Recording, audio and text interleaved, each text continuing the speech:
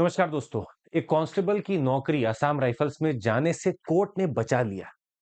पर आपको पता है कि इसके पीछे की पूरी दास्तान क्या है? राइट हैंड सल्यूट कितना मायने रखता है हमारे आर्म्ड फोर्सेस में, या फिर आईपीएस में, या फिर किसी भी ऐसे आर्म्ड के पुलिस फोर्स में। आइए समझते हैं कि ऐसा हुआ क्या। राइट हैंड सल्यूट बहुत जरूरी है। कांस्टेबल असम राइफल्स में एक एग्जामिनेशन कंडक्ट करा रही थी एसएससी, और वहां पे कुछ रिटन टेस्ट हुआ, फिर मेडिकल टेस्ट हुआ। रिटन टेस्ट में मेरिट में आता है एक व्यक्ति, और उसको मेडिकल टेस्ट में किन्हीं चीजों पे रिजर्वेशन के कारण हटा दिया जाता। उसने उन चीजों का फिर से रिव्यू डाला तो मेडिकल टेस्ट में बाकी दो चीजें भी ठीक हो गई, एक आखिरी चीज पे दांव फंस गया था। एक रिक्वायरमेंट ये था कि there should not be any identification on the saluting arm. मतलब अगर ये राइट हैंड पे मेरा मेरा ये सल्यूटिंग आर्म है तो यहाँ पे कोई आइडेंटिफिकेशन नहीं होना चाहिए। इस व्यक्ति ने अपने बचपन में कभी यहाँ पर टैटू गुदवाया होगा। तो कई बार नॉर्मली लोग पूछते हैं कि सर टैटू अगर होगा तो क्या मैं पुलिस ज्वाइन कर सकता हूँ कि नहीं। ये उन्हीं का जवाब देने के लिए, तो आप अपना अगला 2-3 मिनट दीजिएगा हमें बस। उसके पहले हम आपको एक चीज़ ये भी बता दें कि अगर आपको जुड़ना है हमारे साथ यूपीएससी के सफर में, तो आप फ्लैट 50% ऑफ और एक्सटेंशन, जितने महीने का आप कोर्स लेंगे उतना एक्सटेंशन आपको मिल रहा है। 9 मंथ्स में 9 मंथ्स का एक्सटेंशन, 12 मंथ्स के 12 मंथ्स का एक्सटेंशन, प्लस जिस भी प्राइस पे आप लेंगे उसका 50% ऑफ हो जाएगा। ये किस कोड पे हो रहा है? सीएमसी कोड पर। जी हाँ, अनअकैडमी का ऐप डाउनलोड करिए, सीएमसी कोड डालिए और जुड़ जाइए हमारे साथ। हुआ यूं कि गुजरात हाईकोर्ट ने इस केस में अभी फिलहाल तो इस व्यक्ति को इंटरिम रिलीफ दे दी है। उन्होंने रिक्रूटमेंट एजेंसी से पूछा कि एक पोस्ट खाली रखना, ताकि जब ये डिस्पोजल हो जाए केस का तो एक पोस्ट इसी को मिले। He had wiped out the tattoo before his appointment order. हालांकि जो पिटिशनर, उसका कहना है कि मैंने रिक्रूटमेंट प्रोसीजर चालू होने से पहले ही अपना वाइप आउट कर लिया था। जो भी मेरे हाथ में टैटू लगा था राइट हैंड में, मैंने वाइप आउट कर लिया था। पर चूंकि मैं वाइप आउट कर रहा था, उस पर एक स्कार रह गया है। मैंने कस के घिसा, उस पर स्कार रह गया है। अब वो स्कार मेरे कंट्रोल में नहीं था। कोर्ट ने भी इस बात को माना कि सही बात है, scar caused by its removal would last on his body, और it is something that it is not under his control. ये उसके कंट्रोल में नहीं है कि उसका स्कार रह गया है। तो टैटू नहीं होना चाहिए, ये बात तय है। और टैटू इसने हटाया, ये भी बात तय है। तो कोर्ट ने अभी इंटरिम रिलीफ दिया है कि नहीं, इसका पोस्ट आप बचा के रखिए जब तक डिस्पोजल ना हो जाए। और अगर ये प्रूफ करने में ठीक रहा कि मैंने सब पहले ही हटा लिया था, और आपका तो टैटू की बात है, टैटू के स्कार की बात नहीं है। मेरे हाथ में कोई टैटू नहीं है, ये स्कार है। तो हो सकता है ये वापस से कांस्टेबल की पोस्ट पे भर्ती इसको मिल जाए।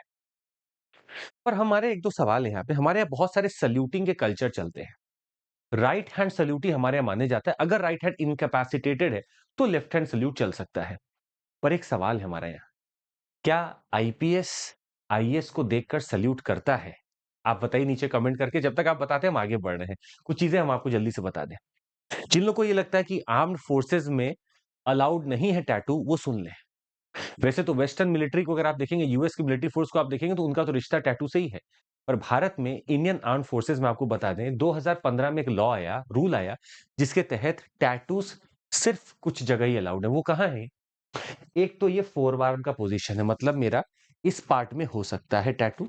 दूसरा, मेरा इस पार्ट में हो सकता है टैटू। ये दो जगह टैटू के लिए अलाउड है। बाकी किसी भी जगह में टैटू नहीं हो सकता है। ना नेक पे, ना कहीं और टैटू नहीं हो सकता है। हाँ, यहाँ पर और यहाँ पर आपका टैटू हो सकता है। तो आर्म फोर्सेस में बिल्कुल मनाही नहीं है। जिन लोगों के मन में ये कि क्या सिविल सर्विसेज में हम बैन हो जाएंगे अगर हाथ में टैटू है, आपको बता दें, नो एक्सप्लिसिट बैन। यूपीएससी कोई एक्सप्लिसिट ऐसा नहीं लिखता है कि अगर आपके हाथ में है तो ये बैन हो जाएगा, ऐसा नहीं लिखा है। तीसरा, हम आपसे सवाल ये भी पूछना चाहेंगे कि आपको क्या लगता है, मे बी तीन हमारे पास फोर्सेज हैं, आर्मी, एयरफोर्स और नेवी। इन तीनों का ही सैल्यूट करने का तरीका भी बहुत अलग है। जैसे आप अगर आर्मी का देखेंगे तो बिल्कुल हाथ को स्ट्रेट करके बिल्कुल ऐसे है ये, और थंब को मिलाकर अगर आप देखेंगे तो। ऐसा क्यों है इसके पीछे मैं आपको बता दें। ये माना जाता है कि एक ट्रांसपेरेंसी का जरिया है, कि कहीं भी बैटल या कुछ भी है, हम अपने चीजों को रख रहे हैं, कुछ भी कर रहे हैं, तो एक ट्रांसपेरेंसी का तरीका है कि मेरे पास कुछ नहीं, सब कुछ खुला हुआ है, ट्रांसपेरेंसी है। तो ट्रस्ट और ट्रांसपेरेंसी के लिए ये कहा जाता है, ये ऐसा है। दूसरा, अगर आप देखेंगे, we have the Indian navy का अगर आप देखेंगे तो ये ऐसे होता है। आप देखेंगे ये थोड़ा तिरछा है, टेढ़ा है, ऐसा है। इसका रीजन भी है। इसका रीजन ये है कि जब पुराने समय में, जब नेवी में शिप पे लोग हैं और उनके हाथ में ऑयल है, डर्ट है, कुछ काम किए हुए हैं, तो वो ऑफिसर्स, बड़े ऑफिसर से हो सकता है छुपाना चाहते हो, तो वो ऐसे करने का आदत पड़ गया। तो इधर का कुछ पार्ट नहीं दिखेगा। इसीलिए ये ऐसा करते हैं जिसमें कि फ्रंट आपको नहीं दिखता है। एंड दिस इज बचाने के लिए कि ग्रीस, ऑयल स्टेन या डर्ट जो भी है वो बचने के लिए। तो आप रिस्पेक्ट दे रहे हैं सामने वाले को और यही नॉर्म फॉलो होता है।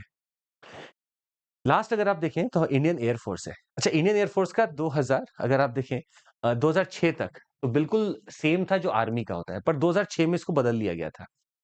2006 में इनका हो गया इस प्रकार का जो दिखाता है कि आपका आर्मी का तो बिल्कुल फ्लैट है, ये थोड़ा ऐसे दिखाता है कि something is to get above, कुछ फ्लाई करेगा। तो यही है कि इनका signifying that the rise of the aircraft to the skies, that they will rise to the skies, ये ऐसा करके दिखाना चाहते हैं। तो इन तीनों का ही अब अलग-अलग सैल्यूटिंग का नॉर्म है। खैर, हमने आपसे सवाल पूछा था कि क्या आईपीएस आईएएस को सैल्यूट करेगा, उसका अब हम आपको जवाब दे दें। आप इस लाइन को अगर पूरा पढ़ते तो शायद आपको जवाब मिलता कि वैसे तो प्रोटोकॉल है कि आईपीएस अगर यूनिफॉर्म में है, तो एक आईएएस को सैल्यूट करेगा। पर अगर वो यूनिफॉर्म में नहीं है, तो उसको कोई ज़रूरत नहीं सैल्यूट करने की। दूसरा, अगर वो अपने कैप को नहीं पहना हुआ है, तो वो पूरे यूनिफॉर्म में नहीं है, वो तब भी सैल्यूट नहीं करेगा। तो बहुत लोग को आप देखेंगे कि वो अपने कैप को यहाँ दबा लेते हैं और हाथ मिलाते हैं।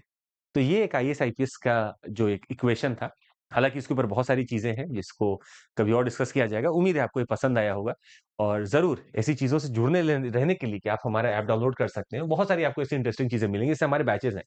प्योर जीएस जो आप ढूँढ रहे हैं, शिखर बैच हिंदी में, आरंभ बैच इंग्लिश में, इग्नाइट बैच इंग्लिश में 2026 के लिए चालू हो चुके हैं।